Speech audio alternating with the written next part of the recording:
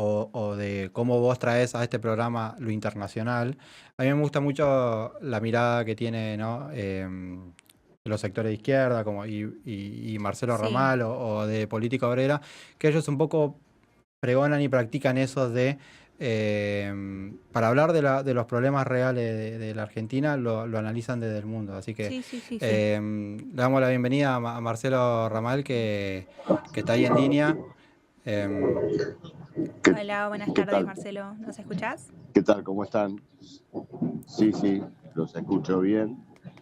Escucho el eco nada más. Ahí vemos si podemos mejorar el audio. Estaba un poco eco, el otro día nos pasaba un poco lo mismo.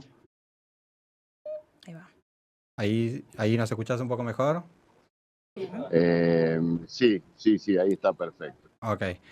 Bueno, en principio, muchas gracias por sumarte a qué sí hay que mirar y un poco estábamos un poco analizando Lo que fue eh, la jornada electoral del domingo, sí, sí. y un poco podemos titular que hay un no rotundo al modelo de Milei.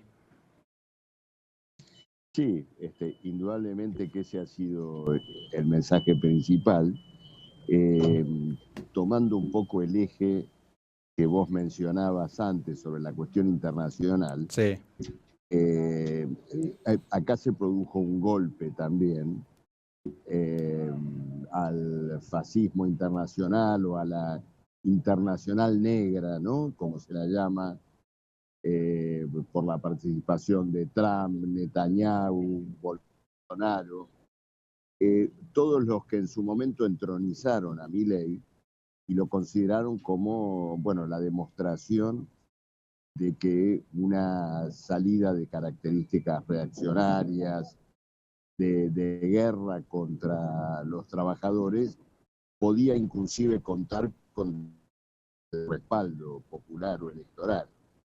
Bueno, esa expectativa internacional se derrumbó el domingo sí, y en ese rápida. sentido han recibido un golpe los que en su momento idolatraron a Milei en el plano mundial.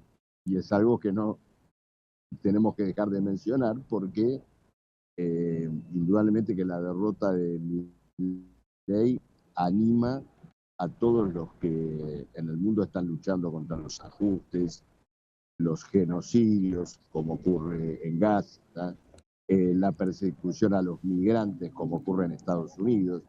Bueno, hay que ver esa derrota de Milei, ¿no es cierto?, también en esta perspectiva más amplia. Claro, un poco, bueno, rápidamente se ve que vos sos economista y un poco los mercados también Sí, respondieron al respondieron. toque, sí. Y un poco se ve eso de que un poco el sueño libertario de ultraderecha, de fascismo en el mundo, es como Se que desmoronó se muy desmoronó muy rápidamente. rápidamente. Claro, sí, lo de los mercados en realidad precedió a esta propia derrota electoral. Otra vez estoy escuchando mi eco. A ver. Listo. Ahí estamos mejor. Ustedes recuerdan, sí, sí, ahora estamos de Sí. vuelta bien. Ustedes recuerdan que varias semanas antes de las elecciones se produjo aquella recomendación de la banca Morgan para, bueno, retirar transitoriamente fondos de la Argentina. Bueno, y el propio gobierno en el último periodo tuvo que subir fuertemente la tasa de interés Sí. para evitar una corrida cambiaria, pagando el precio de un agravamiento de la recesión, que bueno, precedió también, ¿no es cierto?, al resultado electoral. Sí. Y que Lo que está también tuvo, ocurriendo tuvo ahora, blanqueos, tuvo préstamos, ya se quemó toda esa plata, claro, pareciera, digamos. todo ese dinero fue quemado para sostener una ficción Sí. de estabilidad cambiaria, ¿no es cierto?, y de estabilidad de precios, y todo eso ha cargado la deuda pública argentina con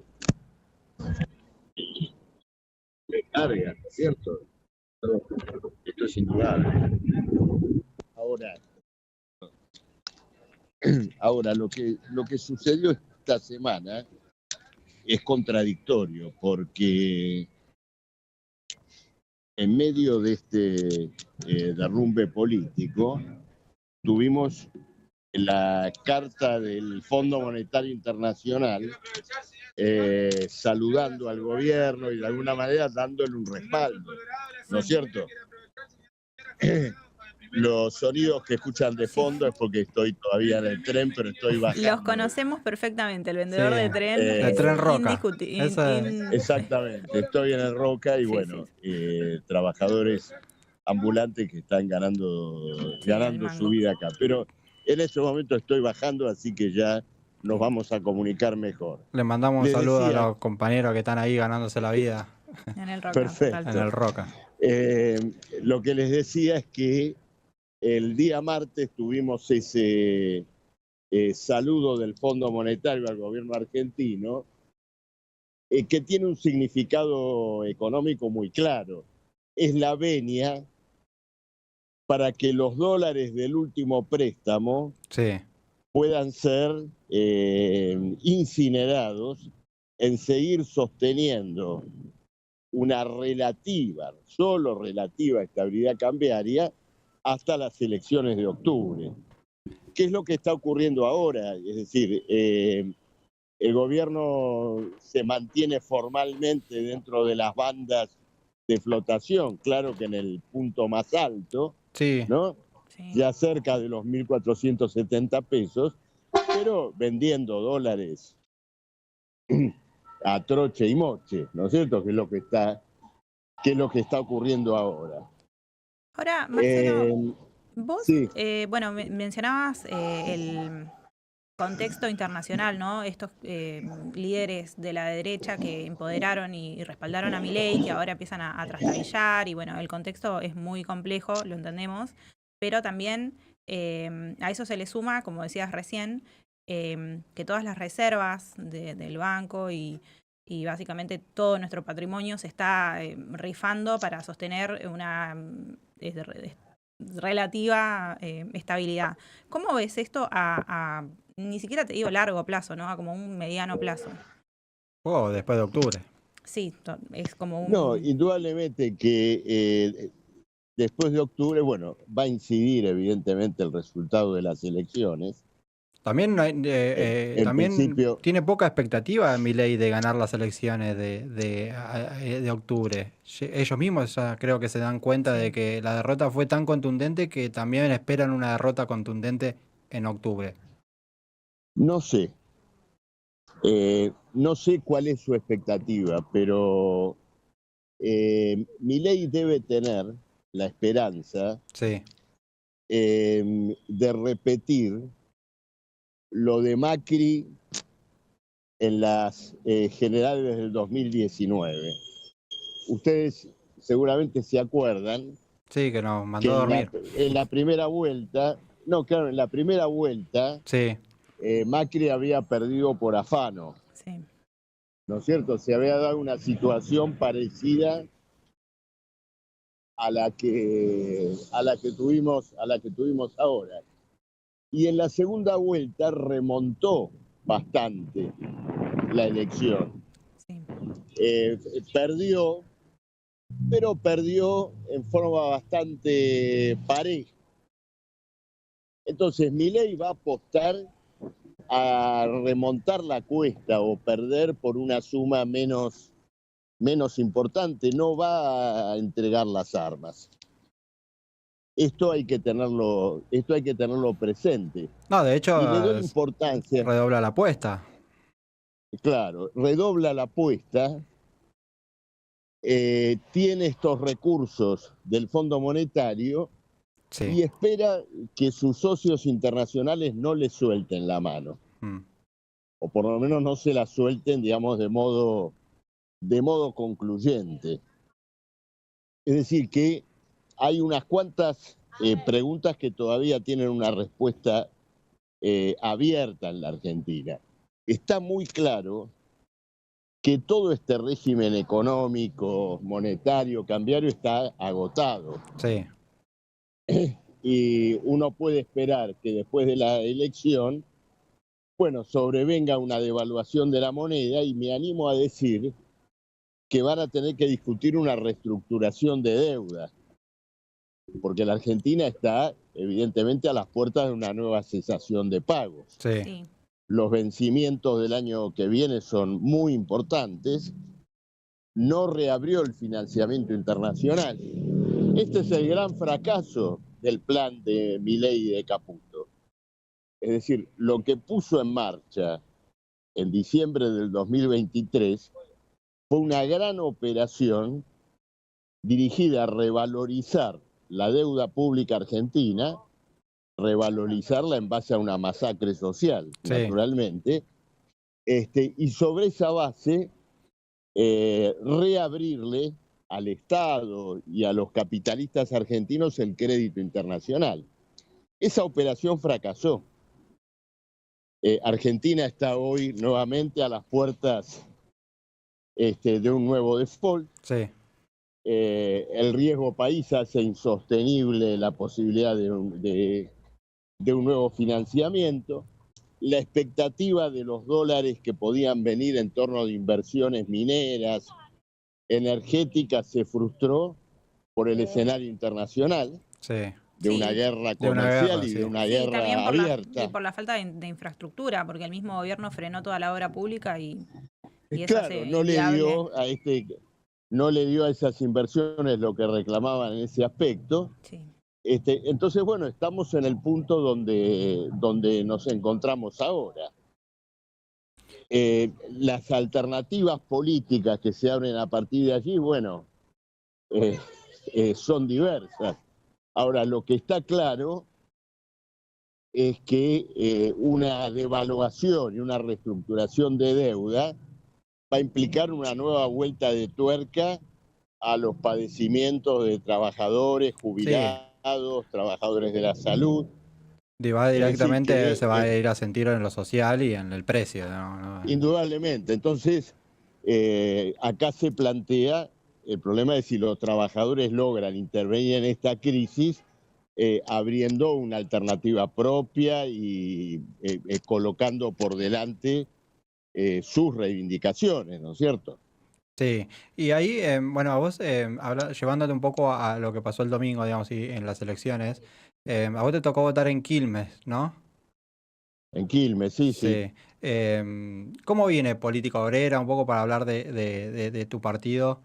¿Qué análisis hicieron ustedes? Creo que 45.000 votos escuchaba, ¿no? Que sacaron. Sí, sí, fue lo que obtuvimos en la provincia. Bueno, Política Obrera tiene una intervención reciente, ¿no es cierto? Porque surgió, ustedes Sí. lo deben saber, de la crisis que se produjo en el Partido Obrero en el 2019. Sí, esa ruptura que, Bueno, 1.200, claro, que 1.200 dirigentes, totalmente, quedaron echados. excluidos del partido más de 1.000 militantes. Sí, sí. Bueno, y con Avellaneda mucho los hundió esfuerzo a eso, ¿eh? Sí. comenzamos a, bueno, reconstruir una organización política. Sí, En la provincia de Buenos Aires intervinimos por primera vez en el 2023. Bueno, y respecto de aquella vez tuvimos un progreso, duplicamos la votación, incluso en un contexto donde votó menos gente, pero principalmente logramos, bueno, nos presentamos en prácticamente todos los municipios del Gran Buenos Aires. Bueno, y la campaña nos sirvió sí, para mejorar nuestra organización política en esos municipios, hacer conocer nuestros planteos políticos, y bueno, y lograr que muchos compañeros actuaran como voceros políticos, ¿no es cierto?, en sus distritos, en sus municipios. claro. Esto creo que fue lo más importante, y bueno, durante toda la campaña subrayamos mucho este problema, digamos, de la crisis que está en desarrollo y la necesidad de que le encontremos a esa crisis una salida socialista, ¿no? Atendiendo a la unidad que existe entre esa crisis y todo el escenario mundial que está caracterizado por la guerra, por masacres, bueno, por esto que a veces los, los partidarios del socialismo oponemos como nuestra perspectiva a la barbarie, ¿no? Sí. Que en estas horas y en estos días en el mundo aparece pintada, ¿no es cierto?, con su cara más cruda. Sí, totalmente. Y ahí un poco, bueno, nosotros lo mencionábamos o ya lo sabemos, pero sí notamos, y creo que quizás ese es un aporte que podemos hacer nosotros de los medios de comunicación. Pasa algo con Política Obrera y con la izquierda o con el Frente Izquierda, como mencionabas, se partieron. Fueron expulsados incluso en 1.200 militantes, como bien mencionabas, pero en el imaginario de la gente se cree que es lo mismo o que todavía siguen juntos. Y es un poco también esto, ¿no? Brindar estos espacios como para, bueno, marcar esas diferencias, ¿no? O sea, que Política Obrera está por otro lado, que está buscando otra alternativa. Claro, efectivamente lo que vos decís yo lo percibo mucho. Sí, nosotros también parece. La población nos ve, digamos, como parte del mismo espacio. Y bueno, lo importante es que cuando nos podamos expresar, como ocurre ahora, ¿no es cierto?, en tu programa, la diferenciación surja fundamentalmente en términos de cómo nos expresamos y cómo caracterizamos la realidad. Sí. No nos interesa, ahora a mí no me interesa ponerme a hablar acá de otras corrientes, de otros partidos. Sí, me parecería importante que el oyente, al considerar lo que yo estoy expresando, vea en esa expresión la impronta de Política Obrera. Lo único que te puedo decir sobre nuestra campaña, y creo, y en ese sentido sí, entiendo con una diferencia apreciable, la izquierda tiene, en una crisis como esta, tiene que ofrecer un programa y no caer en la autorreferencialidad. En la autorreferencia, somos esto, somos lo otro. Estuvimos siempre del mismo lado. Estuvimos siempre del mismo lado. Todo eso ya es sabido. Sí, yo creo que en este caso autodestacarse no significa poner en pie una alternativa. A mí lo que me surge, digamos, es un poco, siempre aclaramos del periodismo, de un poco de qué lugar habla cada uno. Yo tengo una construcción de izquierda. Lo que noto hace muchos años es que a vos te tocó entrar a la legislatura. Me acuerdo algunos proyectos que estuvieron ahí dando vuelta, donde la legislatura fue como la puerta o se abrió la puerta a ciertas demandas sociales, ¿no? Te puedo nombrar Cromañón, por ejemplo, ¿no? Que acá en este programa lo tenemos muy presente. Lo tenemos muy presente porque, bueno, Victoria es sobreviviente y es participante de este programa, ¿no? Claro, pero fue una lucha muy intensa, muy dramática. Sí. Yo la viví muy de cerca, no era legislador en ese momento, pero la viví muy de cerca. Sí. Y noto que hace muchos años las bancas que se ocupan desde esa posición ideológica están, como vos decís, autorreferenciadas y no hay. Siento que a la población o a ciertas demandas sociales no le entra una posibilidad de construir una alternativa o una ley, por ejemplo, de cualquier otro tipo. Creo que... Sí, yo entiendo que, digamos, la posibilidad de la aprobación de leyes, de iniciativas de este tipo, siempre están condicionadas a que desde la legislatura se pueda enhebrar una gran movilización, digamos, que termine arrancando bajo la presión de esa acción, ¿no es cierto?, una ley que doblegue la reacción, la hostilidad de los bloques políticos Sí, sí, que en sí. general las rechazan, ¿no es cierto? Pero principalmente, si tengo que hacer un señalamiento sobre el lugar parlamentario, eh, el primer punto, la primera cuestión que tiene que ver con la izquierda en el Parlamento, es el de actuar Sí, como una tribuna y una oportunidad para ofrecer un programa, sí. ¿no es cierto? Oponer las salidas que se están planteando, porque eso es lo que significa hacer una tarea de educación a los propios trabajadores y de desarrollo de una conciencia política superior. Creo que este ha sido el punto, si se quiere, más cuestionable o más reprochable. No hemos visto eso en la actuación del Frente de Izquierda, ¿no es cierto?, en el Congreso o en la legislatura. Me parece que es el punto más importante. Y últimamente, Sí. ya digamos más recientemente, creo que ha actuado muy subordinado al kirchnerismo. Claro, como, bueno, una especie de furgón de cola, digamos. Una suerte de colateral, Mm. ¿no es cierto?, del kirchnerismo en el Congreso. Y no como una fuerza verdaderamente independiente. Claro, me parece que es como el desafío más al que se enfrenta la izquierda en este contexto es realmente representar al trabajador que se siente, bueno, molesto por supuesto con el plan de ajuste de Javier Milei, pero tampoco se siente representado con las políticas ya conocidas de sectores peronistas. Sí, desde luego, ustedes se dan cuenta, Sí. cualquiera que viva las consecuencias del gobierno peronista en la provincia de Buenos Aires lo tiene muy claro, si es docente, si es trabajador de la salud. Los salarios de los enfermeros, ¿no es cierto?, de los trabajadores de la salud en los hospitales municipales de La Matanza orillan los 700.000 pesos por mes.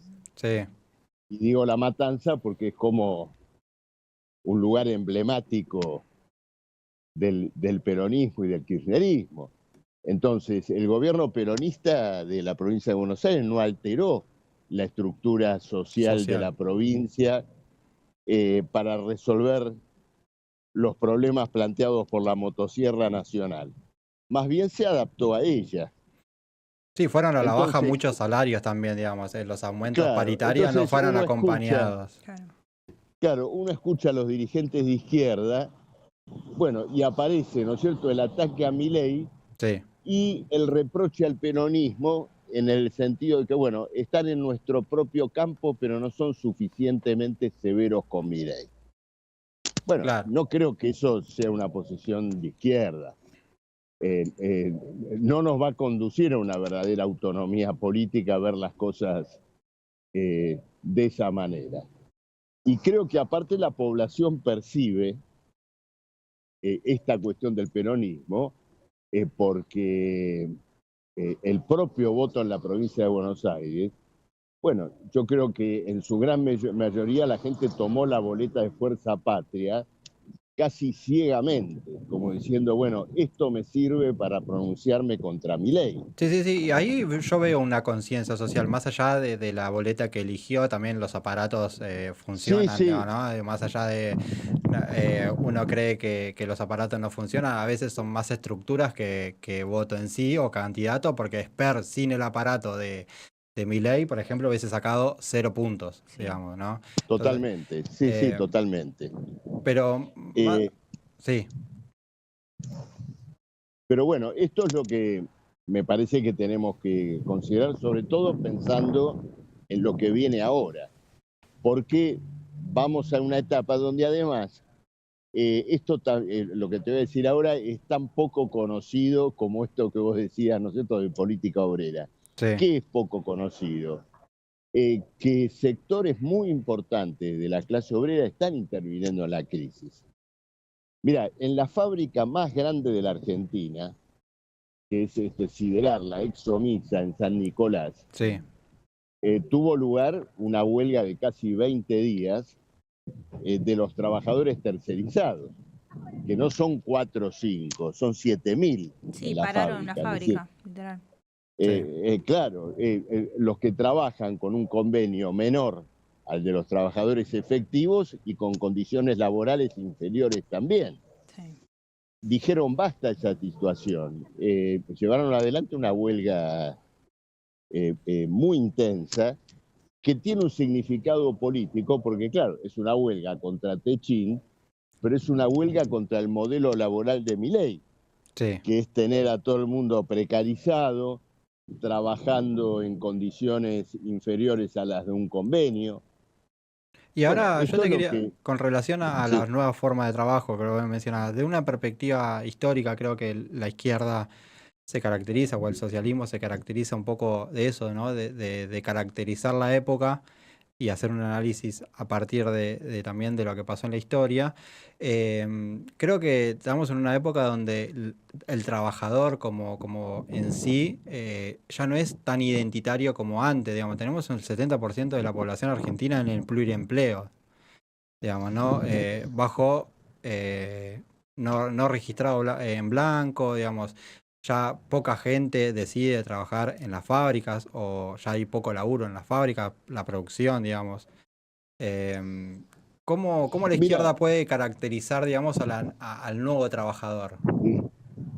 mira, ocurre lo siguiente, Sí, el nuevo trabajador es muy viejo, sí, porque lo que nos tenemos que preguntar es lo siguiente, esa condición precaria, el pluriempleo, el empleo precario, la inestabilidad laboral, las aplicaciones, todo lo que nosotros podamos imaginar, modifica la condición del trabajador como productor expropiado que solamente tiene para vender su fuerza de trabajo.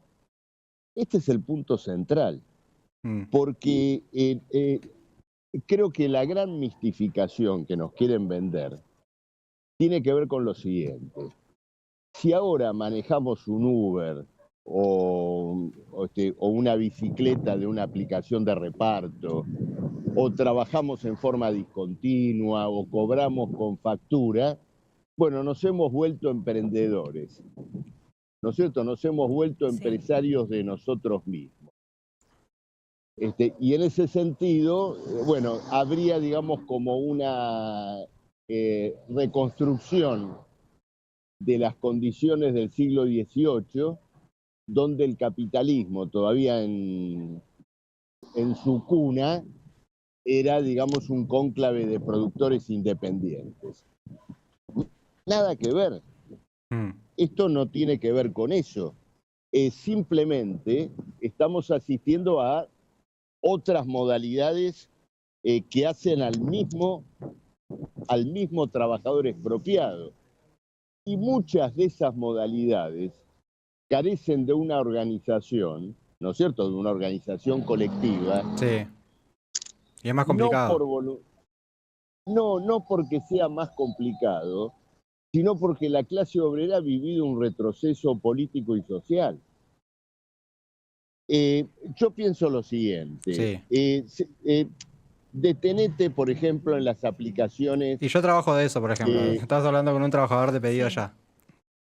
Bueno, ahí está, ¿no es Sí. cierto? Los pedidos Que ya nos o los organizamos, hemos cortado o los ruta. trabajadores de Uber. Ustedes Sí, se sí. organizaron. Sí, sí, nos organizamos. Desde el punto de vista estrictamente tecnológico, el sistema de aplicaciones digitales tiene todas las condiciones para que, digamos, el articulador de esa aplicación pague un salario y organice todo el sistema de reparto asegurando un ingreso fijo, estabilidad, ¿no es cierto? Y todo lo demás, y una jornada laboral de lo que fuera, ¿no es Claro, cierto? y 7 horas. no hacerlo es una decisión abiertamente. Tiene que ver con una relación de fuerzas entre el capital y el trabajo. Mira, cuando yo era legislador, También tiene que ver surge un con debate. los países, con lo que ofrecen los países en materia de, digamos, de regulación, digamos, porque, digo, te comento, Pedido Ya nació regulada en Argentina y en Uruguay y las otras aplicaciones, el gobierno les daba la categoría de emprendedor. Entonces ellos dijeron, bueno, entonces nosotros también. Y Claro, bueno, y el gobierno de ese momento, que era de Cristina Fernández de Kirchner, les dijo... bueno, háganse monotributistas y listo. Ya está. bueno, ahí tenés lo que me estás demostrando con esto, Sí, que las condiciones que llevaron al monotributismo fueron políticas, totalmente, no sí. fueron tecnológicas, entre Ah, Sí, sí, comillas. sí. entiendo. ¿No es Sí. cierto? No, yo te iba a contar una anécdota. Cuando era legislador, Sí, por una cosa que siempre se discute en la ciudad de Buenos Aires, el tema de los taxistas, sí, ¿no es Sí, cierto? sí. Que ahora está como en decadencia justamente por el Uber, ¿no es cierto? sí, Y los taxistas viven su propio calvario en este punto. No es que están a salvo de la precarización. ¿Y me están escuchando Sí, bien? sí, sí, sí, sí, perfecto. Ah, perfecto. No, y tiene que ver con esa modalidad siniestra que es el alquiler del taxi, sí, ¿no es cierto? Es decir, que el tachero tiene que pagar un canon fijo por día a la mandataria del vehículo y solo a partir de ahí empieza a cobrar su ingreso, ¿no es cierto? Entonces, es, sí. es un Además que sistema. los costos del taxi son mucho más caros Sí, que el de la aplicación, digamos. Claro, Hay un intermediario ahí que el Estado también ha fracasado el al tema de regularlo. el Sí, sindicato, los sindicatos. Mucha gente también claro, siente que está pagando coimas un poco a los sindicatos sí. o sindicalistas totalmente. Bueno, Corruptos. no corruptos. te digo nada, no te digo nada del caso del taxi, ¿no es cierto? Claro, Sí, Todo por esto eso, sí, por sí. eso. Nosotros terrible, pero nosotros lo vivimos en términos de reparto de moto con los viejos repartidores de mensajería, digamos, los sindicatos de peronistas de la claro, SIM, por ejemplo, Sí. y demás. claro. Ahora, cuando se debatía esta cuestión, esto de el alquiler de taxi, la ausencia de un salario para el taxista y la posibilidad de limitar su jornada, lo que nos decían, sobre todo los empresarios o los sindicalistas empresarios, era más o menos lo siguiente: vos no le podés pagar a un tachero un ingreso fijo porque no sabés qué hace durante el día. En esta idea de que si cobra un salario fijo se va a pasar 4 horas en el bar conversando con sus colegas, más o menos, ¿no? Claro, Bueno, eso que se decía tradicionalmente desapareció con el GPS. Es sí, decir, actualmente un hipotético empresario Sí.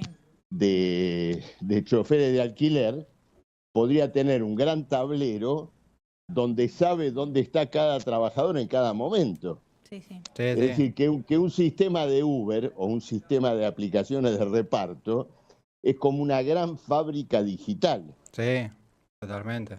Las razones por las cuales los trabajadores no tienen derechos son razones estrictamente políticas Sí, y tiene que ver con el retroceso que ha vivido la clase obrera como resultado de derrotas, de la burocratización de los sindicatos. Pero esto es importante entenderlo porque nos quieren vender que la precarización es un fatalismo tecnológico. sí, cuando es estatal, digamos, ¿no? El médico no usa Claro, ninguna aplicación y está precarizado, el docente no usa ninguna aplicación y está claro. precarizado igual, y el monotributista igual que Ahora, yo.